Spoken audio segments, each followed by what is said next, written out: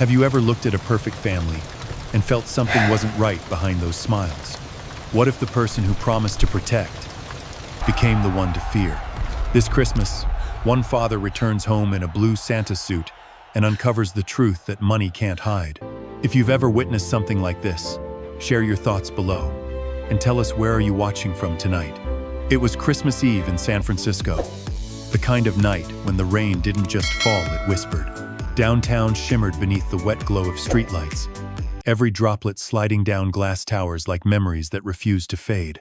Inside a black Tesla gliding through the mist, Ethan Cole adjusted the blue velvet Santa suit folded on the seat beside him.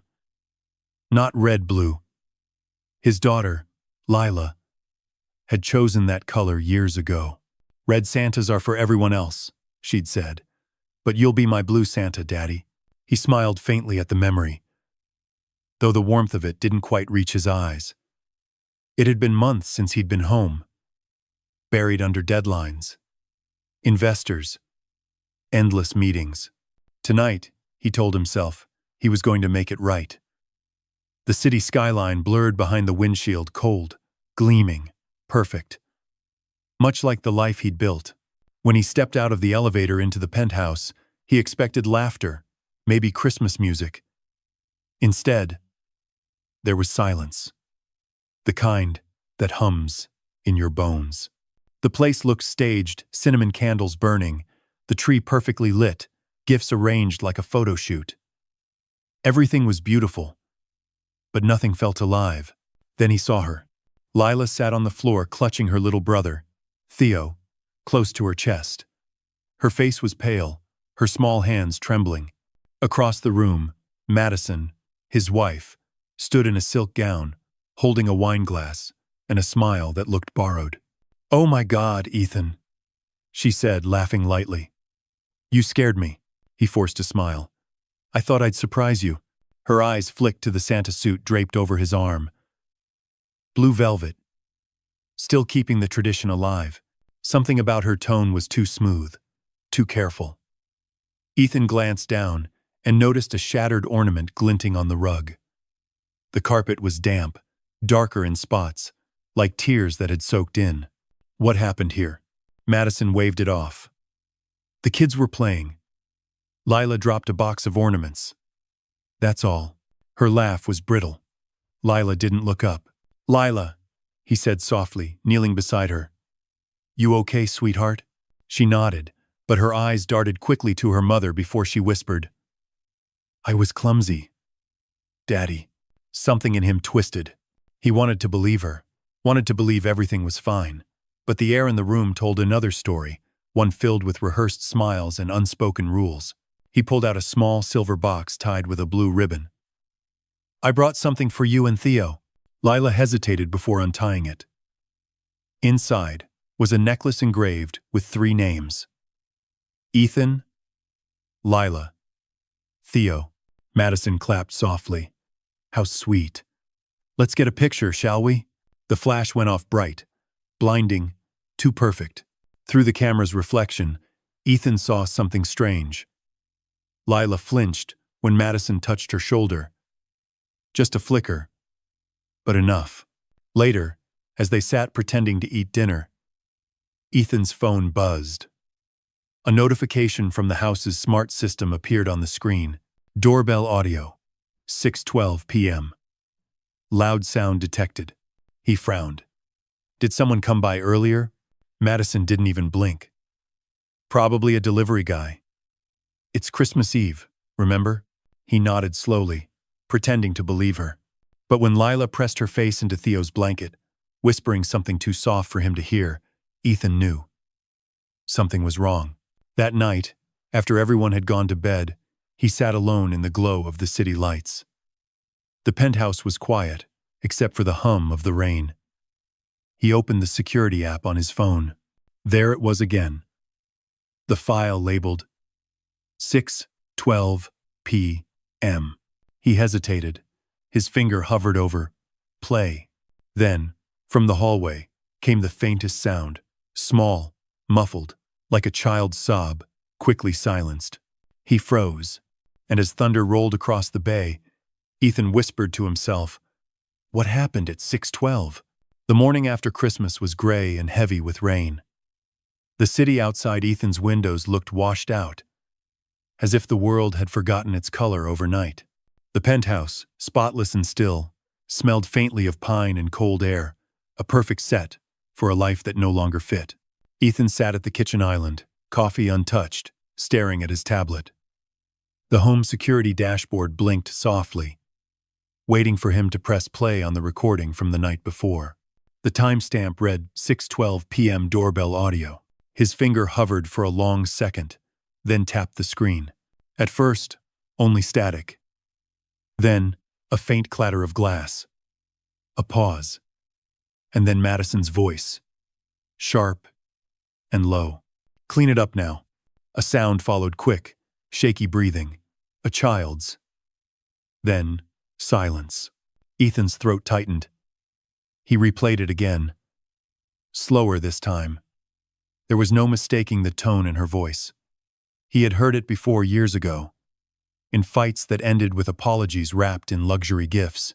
He told himself back then that she just wanted control, that it wasn't cruelty.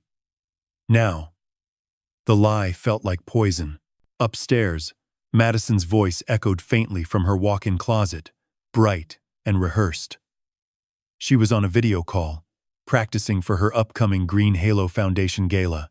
"Generosity is the heartbeat of our world," she said, smiling at her reflection. Ethan muted the tablet. The sound of her voice made his hands shake. A new message lit up his phone. It was from Mrs. Elena Cortez, the family's former housekeeper. "Good morning, Mr. Cole. I hope everything's all right. Lila looked very tired last week. Maybe she's not sleeping?" Ethan felt his chest tighten.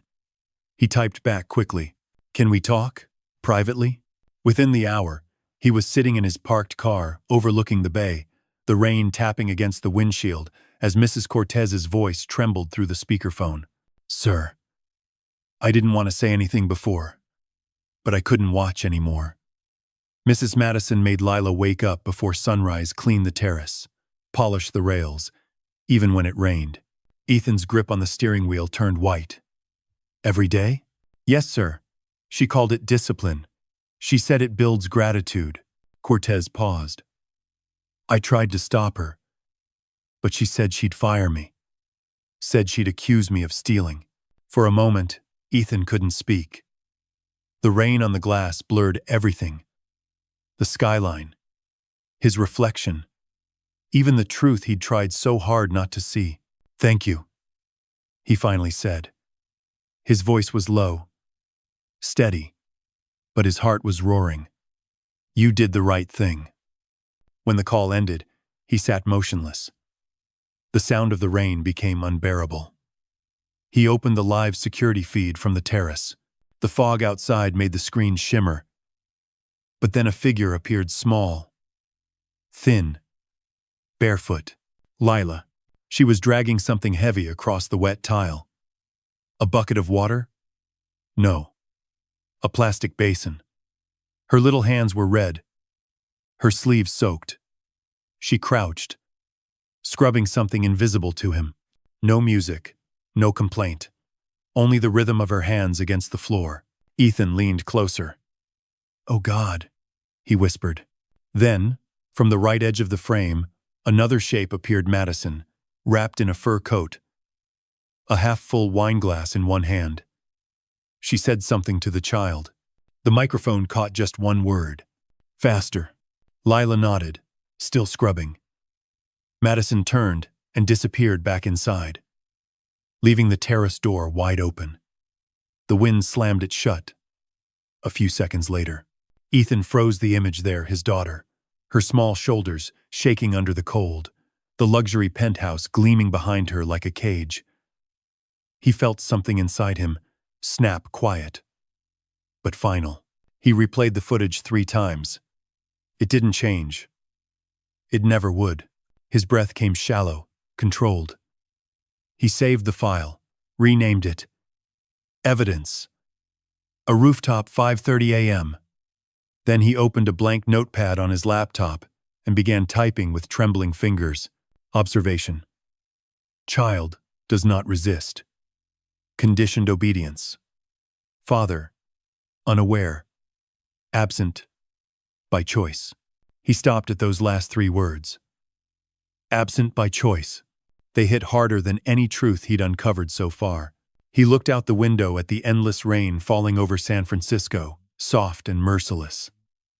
It wasn't just weather, it was judgment. Ethan whispered to the glass, barely audible. No more. He saved the file, closed the laptop, and turned off the lights. The penthouse sank into darkness, except for the faint glow from the terrace camera still playing on his phone, a small blue figure in the rain, moving, scrubbing, surviving. Outside, thunder rolled across the bay. And somewhere deep inside, Ethan Cole finally began to change. By the next afternoon, the rain had thinned to a cold drizzle that streaked down the glass walls of the Cole penthouse. The city outside was bright and restless, preparing for post-holiday sales and charity galas. Inside, everything gleamed: emerald banners, silver ornaments, camera lights already staged. Madison Cole moved through the living room like a director on set, every gesture flawless, every smile rehearsed. Ethan stood by the window, coffee cooling in his hand. He hadn't slept. The files on his laptop burned behind his eyes. Evidence A. Rooftop. 5:30 a.m. Now, as Madison's voice echoed across the room, he felt that same cold knot in his chest tighten. Darling, she said, lifting a glass of white wine. Don't just stand there brooding. The Green Halo Foundation Gala is tomorrow night. Cameras, sponsors, real money this time. Her laughter rang like crystal breaking. Ethan turned slowly. Tell me again how Green Halo works, he said evenly. Who manages the donations? Madison blinked, then smiled wider. We do, Ethan. You built tech for the world. I'm using it to heal it. Funny, he murmured. I couldn't find the foundation's registration number in any federal database. For the first time, her posture stiffened. You're checking on me now? Since when do you care about paperwork? Since I started seeing what happens when no one checks. The silence that followed was thin, dangerous. Madison's expression softened, but her eyes hardened. Don't start this again. You've been gone for months. You have no idea how hard I've worked to keep this family looking normal. Ethan studied her face, the flawless makeup, the designer calm, and realized that normal was just another word for controlled. Upstairs, Lila's footsteps padded softly across the hallway. She was drawing again. He could tell by the faint scratch of pencils. He wanted to go to her, to say something, anything. But Madison was still watching. His phone buzzed on the counter. Oliver Reed, his old cybersecurity engineer. The message flashed. Pulled the blockchain data you asked for. Not good. Call me. Ethan's pulse quickened. He stepped into his office, shut the door, and called. Oliver, he said quietly. Tell me. Every donation to Green Halo funnels through 3 wallets. All end up in one private account, tagged MC Lux, Cartier, Dior, jewelry. This isn't a glitch. It's laundering. Ethan closed his eyes. Document everything. Encrypt the files. Already did. What are you going to do? He looked through the glass wall at Madison arranging lilies by the window, her reflection shimmering green in the light. I'm going to stop pretending. When he came out, Madison was holding her phone, live streaming to thousands of followers. Giving is the new luxury, she said sweetly to the camera. We're changing the world. One act of kindness at a time. She smiled and turned the lens toward him. Say hi to everyone, Ethan. He raised a hand but said nothing. The screen caught their reflections together, her face glowing in emerald light, his hidden in shadow. Later that evening, when the crew had left and the house was quiet again, Ethan sat in his dim study surrounded by monitors. Line after line of code and data scrolled across the screen, every transaction, every fake donation, every lie. The numbers built a map, straight to her greed. He printed the flowchart, a web of emerald arteries turning black under the ink, and slipped it into a black binder labeled Case, Madison. Then he opened a new file on his desktop and began recording notes in a calm, detached voice. Subject: Madison Cole. Allegation: fraud, emotional abuse, child endangerment. Objective: document and expose. Secondary objective: protect minors, Lila and Theo Cole. He paused, then whispered to himself, and maybe, finally, forgive myself. Outside, the city lights flickered against the storm clouds, reflections trembling on the bay. The world kept moving, people laughing. Cars passing while in that penthouse. A man sat staring at proof that the woman he once loved had turned compassion into currency. Ethan reached for the USB drive on his desk and slipped it into his pocket. Tomorrow, he thought, he would need allies, lawyers, Cortez, maybe even the press. Behind him, the door creaked open slightly. Lila's small voice floated in. "Daddy?" He turned quickly, softening. "Hey, sweetheart. What's wrong?" She rubbed her eyes. "Mom said we're going to be famous tomorrow. Do we have to smile the whole time?" Ethan's throat tightened. "No, honey," he said quietly. "Not tomorrow." He pulled her into his arms, holding her until her breathing steadied. When she left, he returned to the desk and looked out at the rain-streaked skyline. In the reflection, his eyes met his own, older, harder, but awake. He whispered, "Tomorrow." The mask comes off. The storm returned that night, low and relentless, sweeping across the bay like a living thing. The lights of San Francisco shimmered through the rain, refracted into 1,000 trembling reflections. Inside the penthouse, Ethan Cole sat alone in his office, the walls alive with blue light from the monitors. Lines of code, security feeds, timestamps, everything humming like a heartbeat out of rhythm. Tomorrow would be the Green Halo Foundation Gala, the event Madison had been building toward for months. The perfect illusion. The night of the year, when compassion had a price tag, and the night he planned to end it. He stared at the binder on his desk, Case, Madison. Inside were printouts, screenshots, and the footage no one was meant to see. Lila, in the rain.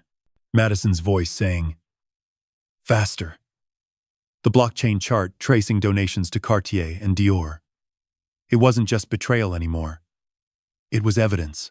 Ethan picked up his phone and called Mark Jensen, his lawyer, an old college friend. "Mark," he said quietly, "I need you at the gala tomorrow night." Quietly. "Bring the trust documents and a police contact."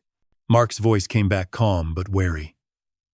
"Ethan, what's happening?" "I'm going to expose Madison. Publicly." A pause.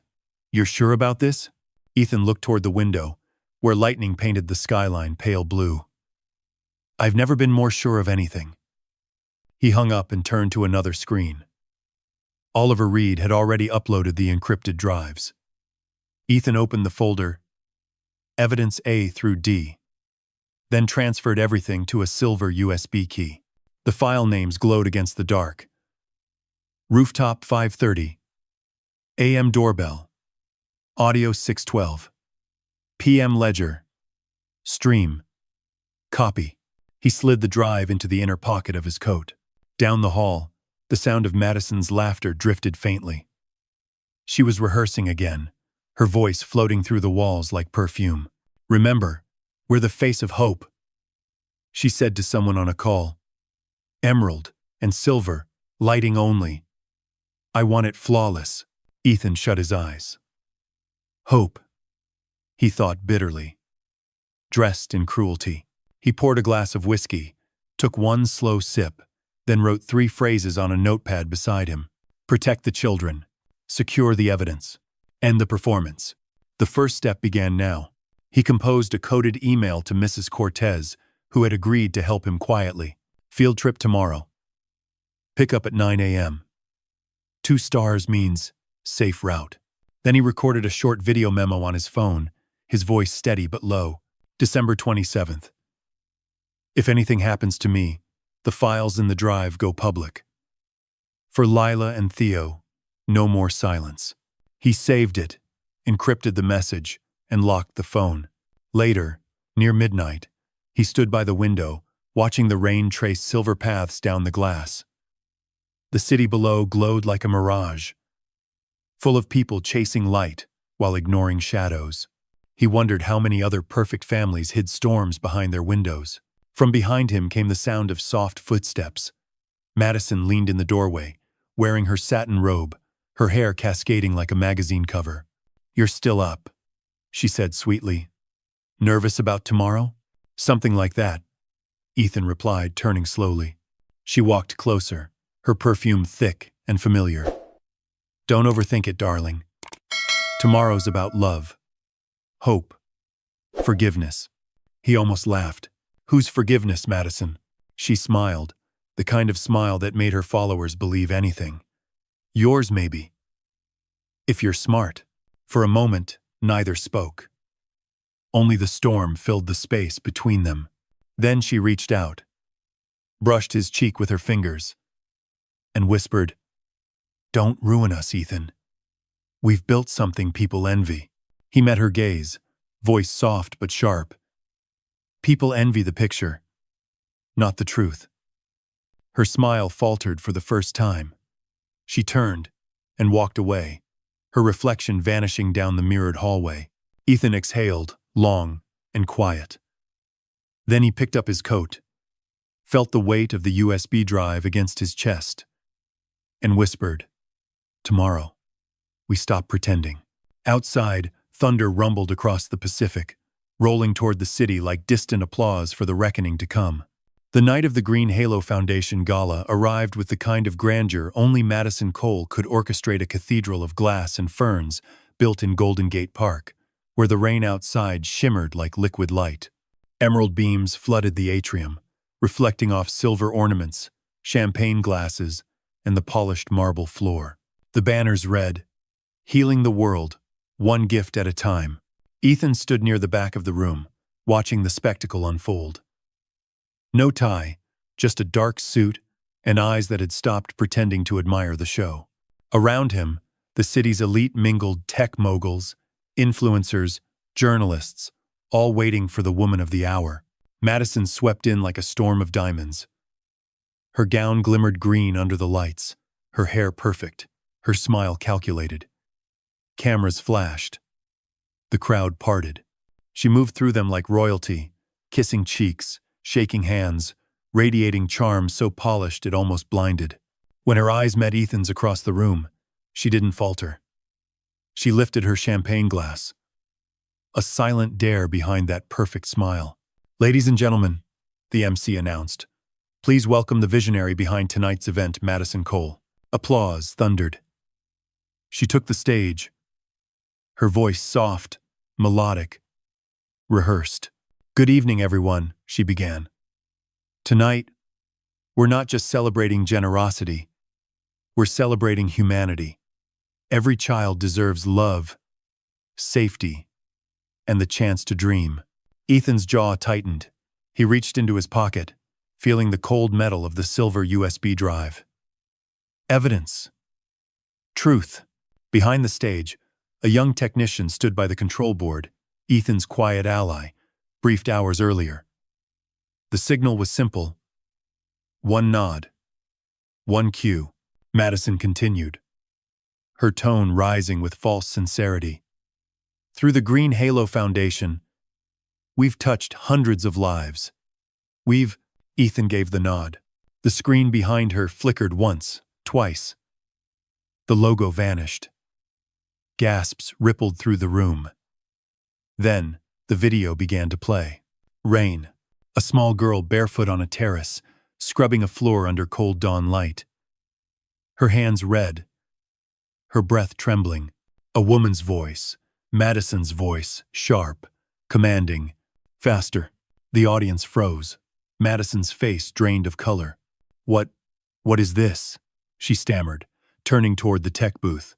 The video continued. Another clip. Shattered glass, a child crying softly. Then her voice again, cruel, controlled. "Clean it up now." The room fell utterly silent, except for the sound of the rain outside, amplified through the speakers like judgment. Reporters raised their phones. Cameras clicked. Madison's voice cracked through the microphone. "This is fake. It's been edited. My husband, he's trying to destroy me." Ethan walked forward, calm as the tide. His steps echoed in the hush. When he reached the stage, he looked at her, not as a husband, but as a witness. "That," he said quietly, "is the compassion behind her foundation." The crowd murmured. Flashbulbs erupted like lightning.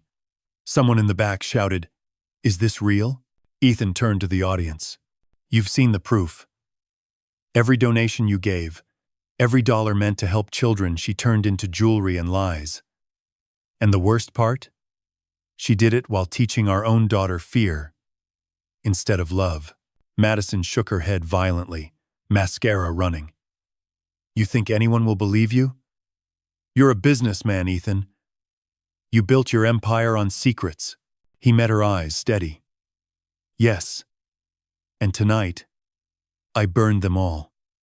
Two uniformed officers stepped forward from the back of the hall, Detective Ramos and Officer Keller. One of them spoke gently. "Mrs. Cole, please, come with us." Her knees weakened.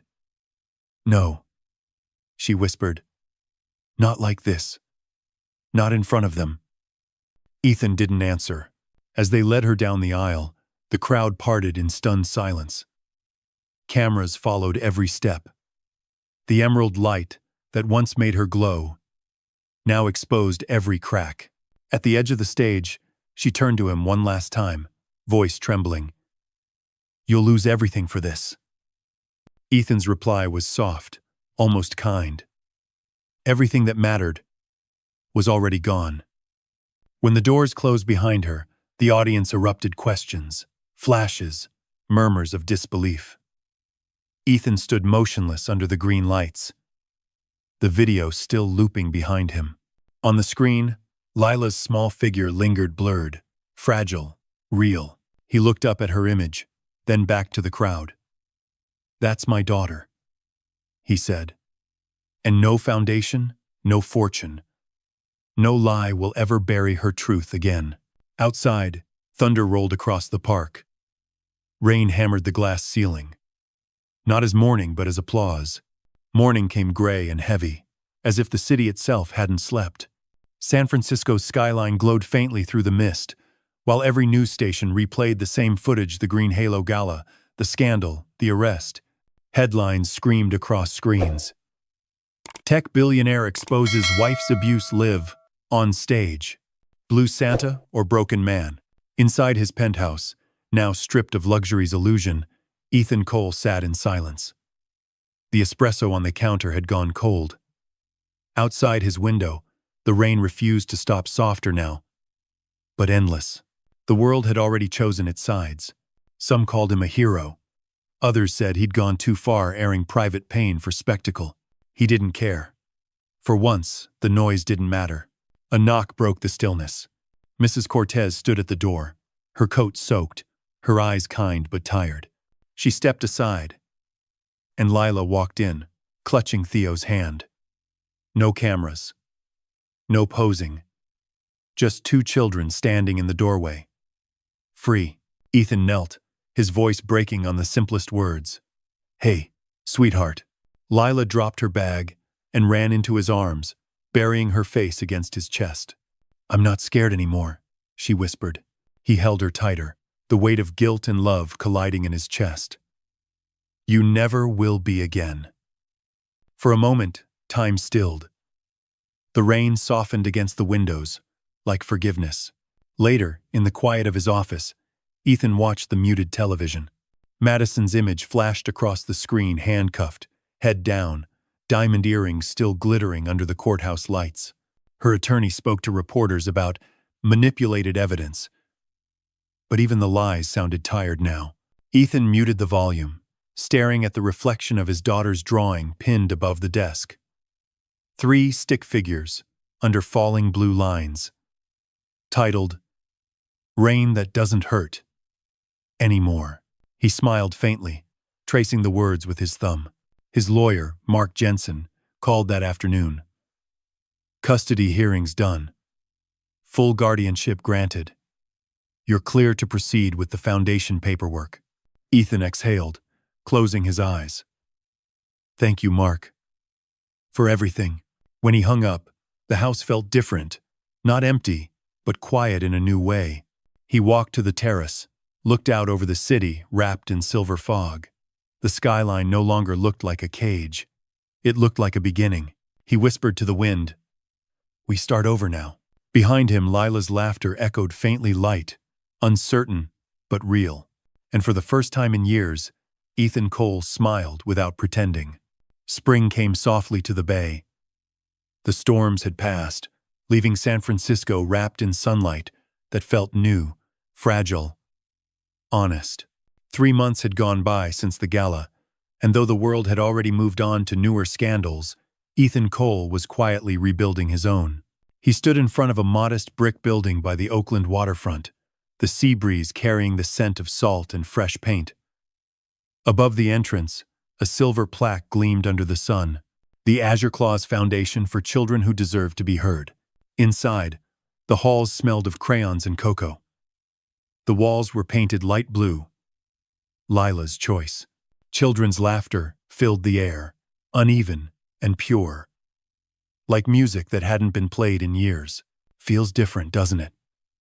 said Mrs. Cortez, stepping beside him. Her eyes misty. Ethan nodded. "It's supposed to." At the far end of the room, Lila sat at a small piano, her legs barely reaching the pedals. Theo was beside her, pressing random keys and giggling. Lila played softly, halting at first, then smoother. The melody was simple but full of hope, something that didn't need to be perfect to be true. When the last note faded, she turned shyly. "Did I play it right, Daddy?" Ethan smiled, kneeling beside her. "You played it honest. That's better than perfect." That afternoon, the community gathered for the foundation's opening ceremony. Journalists, volunteers, social workers. A blue ribbon fluttered across the doorway. Ethan stepped forward to speak, but before he could, Lila tugged on his sleeve. "Can I say something first?" she whispered. He nodded and handed her the microphone. Her voice was small at first, but steady. "When I was scared," she said, "I thought people forgot about kids like me. But my dad told me something, that Santa doesn't just bring gifts. Sometimes he brings safety. So, this place is for kids who need their Santa to come back." The crowd went silent, the kind of silence that feels sacred. Then came the applause, not the polite kind, but the kind that breaks in waves, rising from hearts instead of hands. Ethan blinked hard, swallowing emotion as he wrapped his arm around her shoulders. "That," he said into the mic, "is why we're here. Not to fix the past, but to make sure no child ever feels invisible again." As the ribbon fell, sunlight spilled through the windows, painting the room gold. The sound of children laughing mixed with the echo of the piano. For the first time, Ethan didn't feel like a man trying to make up. For yesterday, he felt like someone building tomorrow. Later, as the guests drifted out, Lila looked up at him. "Daddy, do you think Mom will ever say sorry?" He looked down, gentle but certain. "Maybe not with words, but we don't need her sorry to be free." She nodded, leaning against him, her small hand slipping into his. Outside, the wind carried the faint melody of her song. Through the open doors, the sound of healing, quiet and real. Christmas Eve, 1 year later. The bay shimmered under a rare dusting of snow, the kind that felt borrowed from another world. The streets of San Francisco glowed with golden lights.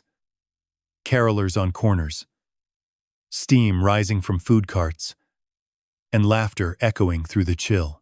But on the waterfront in Oakland, beneath the soft glow of azure lights, another kind of Christmas was unfolding. Inside the Azure Claus Foundation, the air buzzed with warmth and quiet wonder.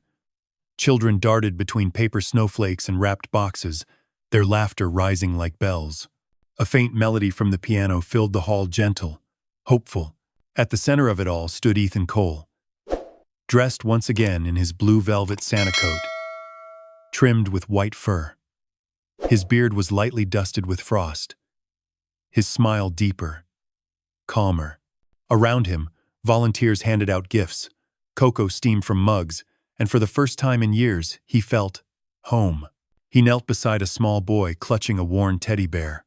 "What do you want this year, buddy?" The boy hesitated. "I just don't want to be scared anymore." Ethan reached into his bag and pulled out a tiny snow globe, a blue-roofed house under falling flakes.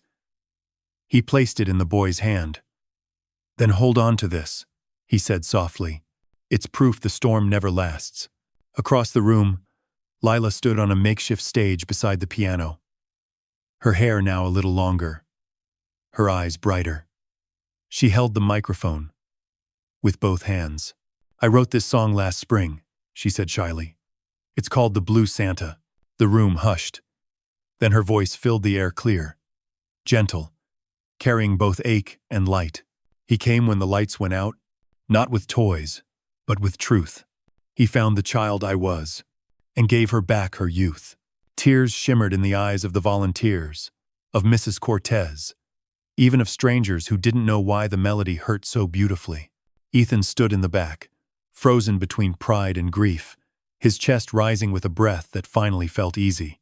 When the song ended, applause swelled loud, joyous, alive. Lila ran straight to him, her smile unguarded. "Did I do okay?" she asked, out of breath. He crouched, his voice thick. "You did more than okay. You gave the night its voice." Outside, snow began to fall harder, coating the foundation sign in soft white. Through the windows, the glow of blue light spilled onto the street, turning the snow into silver. Children pressed their faces to the glass, laughing as flakes melted on their skin.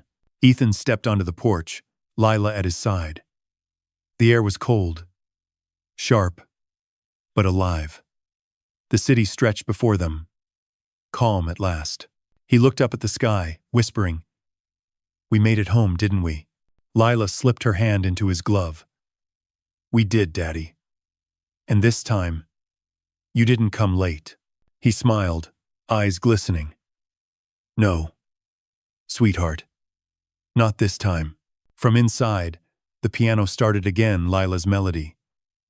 This time, joined by the voices of children, singing softly.